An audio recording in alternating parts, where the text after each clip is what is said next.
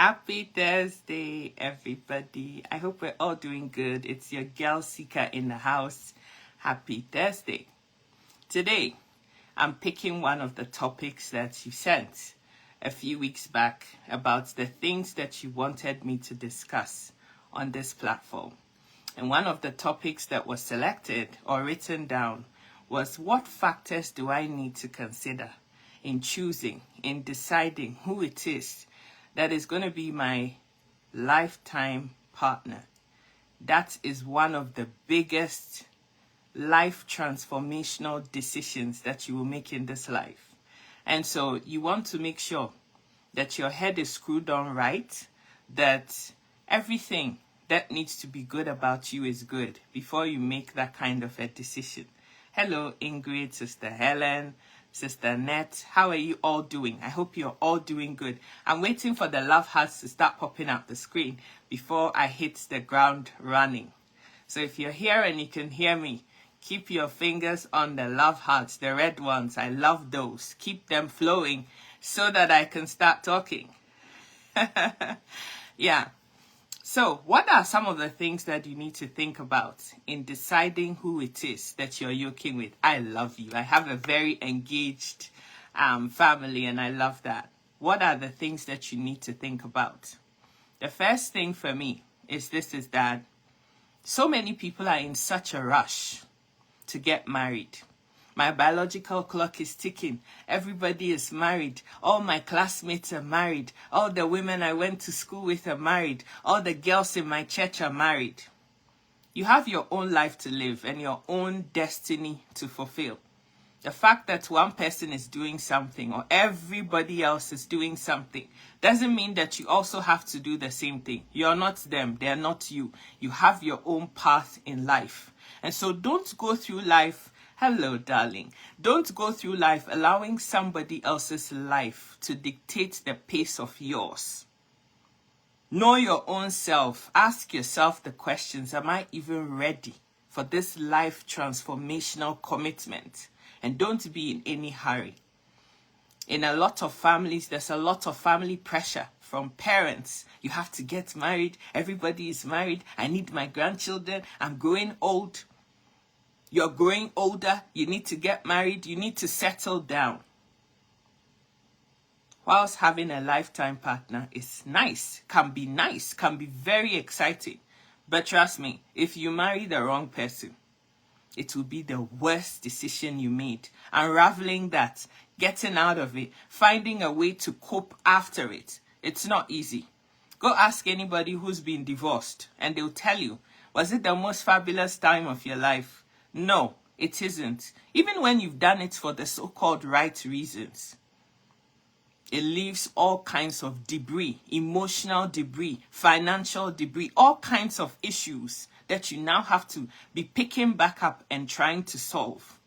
And so yes, marriage is, if you marry the right person, it can be the most fabulous decision you made. But if you marry the wrong person, it can also be your absolute worst nightmare. So don't use fleeting feelings to decide a lifetime's or make a lifetime's decision and rush things. It is those behaviors or attitudes or feelings of desperation. It's why you meet somebody off the street and you don't do no due diligence. The red flags are staring you in the face, but you're not looking at them because, you have to get married.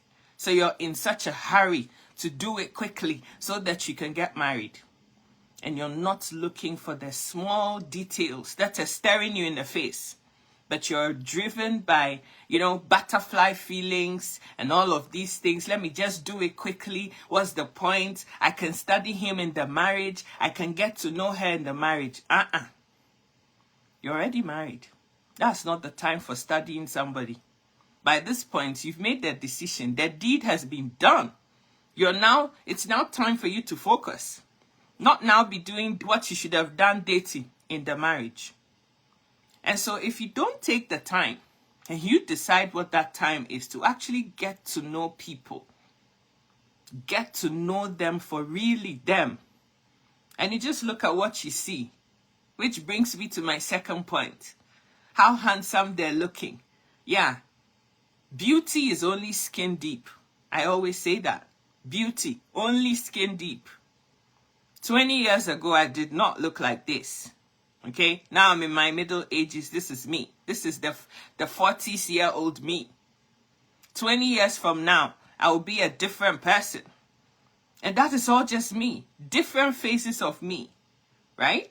So if you're going to base a lifetime's decision on how somebody looks, how big their front axles are, how tiny they are, how in proportion or otherwise they are, and you make a lifetime's decision just based on beauty, that changes all the time. You're going to be crying. There's going to be a lot of tears. So make that decision holistically. I'm not saying because, beauty isn't what you're going to eat or live with, you don't find somebody that you're attracted to. No, but that's not the most important decision or the most important factor that you're considering in deciding whether that person is going to be compatible to you or not. The thing is, does the personality, does it marry? How does the person reason? There are some people, when you're trying to reason with them, it's like pulling your tooth out of your mouth. Is this somebody I can reason with? Does this person understand simple, basic things? You're just having a normal conversation. It has to become an argument. You don't want that sort of person. So make that decision with a clear mind, not being forced, pushed, driven by desperation. I'm aging, my clock is ticking, I'm tired, everybody is married, I'm lonely. That's not a good enough reason to be getting married. Are you even ready for marriage yourself? Do you even understand what it means? A lot of people think marriage is that wedding day, when the girls are dressed up, the guys are in their tuxedos, and they're all looking. That's not marriage, honey. That's just one day out of the rest of your lives. Are you sure that this is somebody that you can spend a life with, like your goals in this life, that they align? If you want to do something, achieve something as part of your destiny, that this person is going to support you, they're going to understand, they're going to be there for you. If the answer to that question is no, honey, don't go yoke with anybody like that. You would regret it, and trying to get out of it becomes a pain in the bum. That's what it is. And it hurts too. So looks, how the person, he has a six-pack, he's so tall, he's so handsome. Oh, this one, when I take him out in public, everybody will be looking at us because, I found this absolutely handsome dude. Okay, yeah, thank God, he's handsome. But what is his character like? Is he going to stand by your side through the valleys and the shadows of darkness that also come as part of life? Will he be there? Will she be there? Or is he just a fairy tale kind of guy who only wants to hang around when there's fun to be had, there's money around, and you can travel and see the world? But when it comes to the nitty-gritties of daily living, he checks out. Will he be a good dad if having children is part of your package? Will he be there? Would he support you? Or is he going to be a present, absent kind of dad that is only there when, things are good, when the children are all dressed up and they're looking all pretty? That's only when you're going to see him. There's some women who are equally irresponsible too. They claim they want to have children, but they don't want to do the hard work that comes with being a parent. Thank you, my sister who sent me stars. God richly bless you. May you never lack anything. Thank you. Look at the behavior of this person. I have a friend of mine who told me that before she made the decision to marry her husband, she pushed him and pushed him to the wall. She wanted to push him to see what he would do when he's upset. What does he do when he's angry? If you do something to upset him, how does he behave? Is he free giving of his hand, the back of his hand? As soon as he loses it, bam, you get it.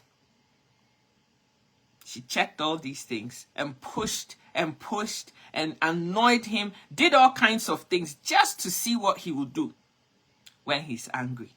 What is this person's relationship with the other women in his family? His mom, his siblings, if he has sisters, his cousins and all of that. Is this man, this woman, does this woman respect men? Does this man respect other women that are in his life? How does he talk to them? How does he even talk about women in general? For some people, women are just side pieces that you have to engage when, you need to scratch your itch and you haven't done it for some time. And as some of them say very horrible things to say about women, or, it's just a hole. If you're talking to or thinking about marrying somebody who's all his talking, the way he behaves, it's all like this. You can imagine, after you've had 2 or 3 children with this man, how is he going to describe you? What iota of respect is this man going to have for you? You have to think about all of these things. We shouldn't get carried away by, that feeling of, oh, so me too, somebody has desired me. I've also found somebody that likes me, that calls me. Those things are just, the beginning. And yeah, it's exciting. But don't be swayed by those things. What is the actual person like? Who am I marrying? Who is this man? Who is this woman? Is she going to be there? Is he going to be there? Because life is not a straight line, honey. Yeah, it's a trapezium and a square and a triangle and everything. Octagon, nanogon, everything all wrapped up into one. Promise you, that is what it is. So if you want somebody, or you're attracted to somebody who only wants straight line, he doesn't want to do the hexagon or the triangle or the square or the rectangle, how are you going to make a life with this person? In this cycle of life, or this circle of life, there are good days, there are not so good days, there are horrific days, and you're looking for a lifetime partner who's going to stick around through all of those phases of life. Somebody says you're talking logic, but it's hard to find the right person these days because of the material world. Some people fake relationships until they get where they want to go. Some of the things we can see them. Sometimes we can actually see them, but we gloss over them.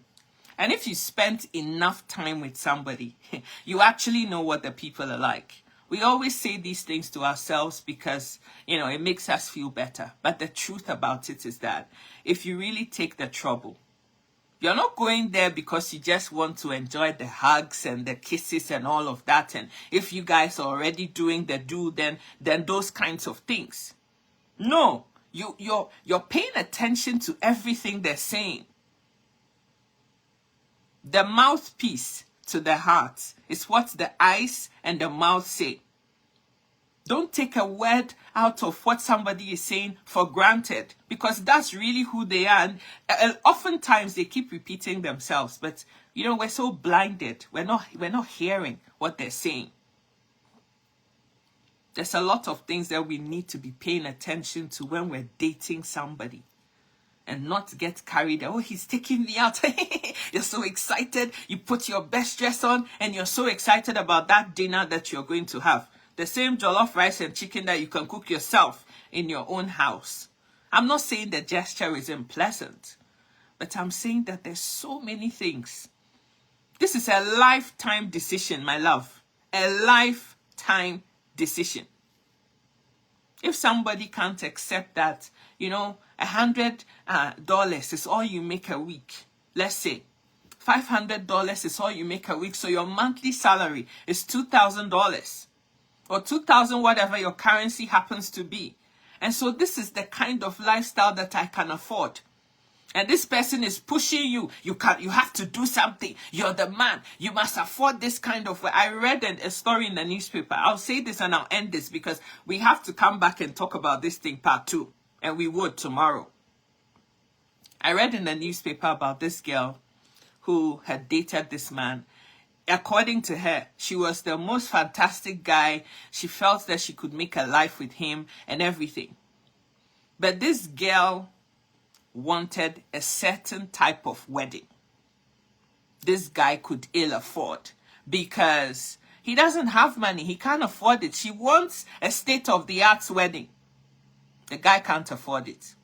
The only thing this guy has is 4 plots of land that the father had left for him, being the oldest child, to be the caretaker for his 3 other siblings and himself, to have 1 plot each of land that they can put up a house on or do whatever they want to do with later on in life. And that is the only asset this guy has that his deceased father left for him.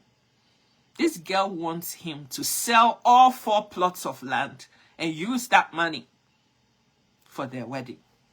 Is this somebody who's reasonable? Ask yourself that question. Does this girl even love me in the first place? Does she understand what marriage is? And if you were in his shoes, what would you do? And now this guy is asking the question, I don't know what to do.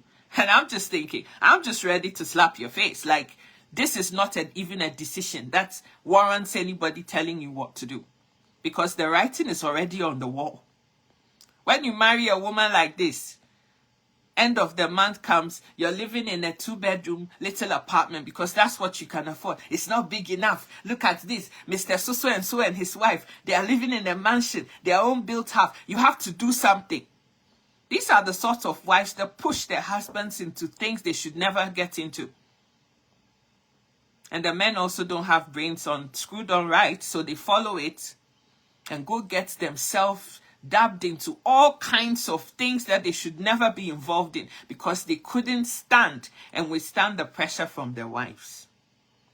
Any woman, any man worth having will take you just as you are, will love you just for who you are, and not try to put any pressure on you, try to make you live a certain type of life, want to make you who you're not. They're just going to love you for you. And understand that this is where you're at today. Tomorrow may be different, but right now, this is the life we have. Take it or leave it. Anybody who is trying to push you into a corner, trying to make you somebody you're not, trying to want to make you look different, act different, do something that is beyond your means, that person is not for you, and there's no point bothering. Because they're not satisfied with who you are. They want more. So let them jog on and go find the more out there. These are some of the things that I'm talking about. Imagine this guy goes to put these 4 plots of land there as collateral and takes, let's say, $200,000 to marry this girl. And then what? Just one day out of the rest of your lives. This $200,000 is a whole deposit and sum on 2 or 3 houses, depending on where you live abroad. This same money can put up a house.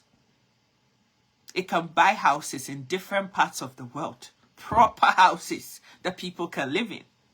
But she wants that money spent in one day. I want 10 bridesmaids and 10 groomsmen, and she wants to buy all their outfits and their shoes. She wants a particular venue, and all the drinks and the food have to be served by that venue that she wants.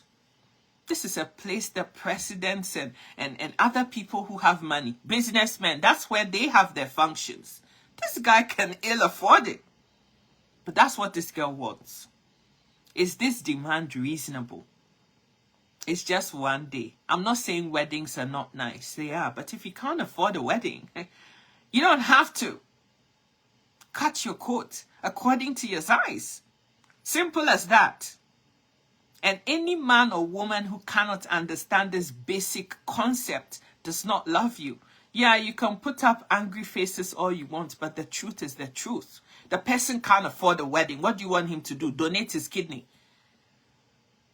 Or put himself on the line? Sell himself? Put himself down as collateral? Like, they don't have it, they don't have it. Simple as that. But we girls, we get so hell-bent. It's so pretty, it's what you dreamt about, you have to have it, and all of that. What's to say that when you have a simple marriage, because that's what you can afford right now. In 10 years, when you're made, you've built your house, you have all the assets, you're happy that you can't have a wedding at that time. You can't renew your vows and do whatever you want to do, fly in the sky for all I care. Like, who says you can't do that? Because now you're comfortable. You can afford it. And it's something that you actually want to do. And nobody can hold a gun to your head to say you can't do that. Nobody. But that doesn't mean that when you're now starting off life, you're in your 20s, you've just come out of university and worked a couple years, and you're trying to do something that takes people a lifetime to do. And honey, it doesn't make any sense to me. It doesn't. So think about these things. I'm going to just leave this video here because I don't want it to be too long. Tomorrow, we're coming back with part 2 because we've just kind of scratched the surface. There's more that you need to think about. But guys, at the end of the day, you're not marrying looks. You're not in any hurry because, you know, your life has to be run by some meter, some speedometer in a car that's counting or reading time. Your life is your life. You do things when they're comfortable for you to do. And this is all wisdom that I'm telling you based on experience that I've had personally and things that I've observed in this life. Some of the things I'm telling you, I wish I had somebody telling me this 20 years back. My life would have been so much different. So I'm not telling you this because I've got nothing better to do with my time, or I'm just saying some theoretical something that doesn't work. I'm telling you the facts. If you don't have a house or a place that you can call your own to live, if you can't afford that, you have no business with a wedding that costs $50,000, $100,000. People spend that kind of money in this country here of Canada to get married and then live in their mother's basement with their husband and children and never move out and spend the rest of their lifetime paying for that wedding. And within 2 years, guess what? They split up because the pressure is too much. I'll come back tomorrow. It's going to be something else. Don't miss out on that. I cannot wait. But remember what I'm saying to you, that beauty is only skin deep. Make informed decisions. Think about your decisions before you make them. May the heavens bless you. I love you so much. Take care of yourself. Happy Thursday. And I sign out now. It's your girl saying au revoir. Mwah. Bye.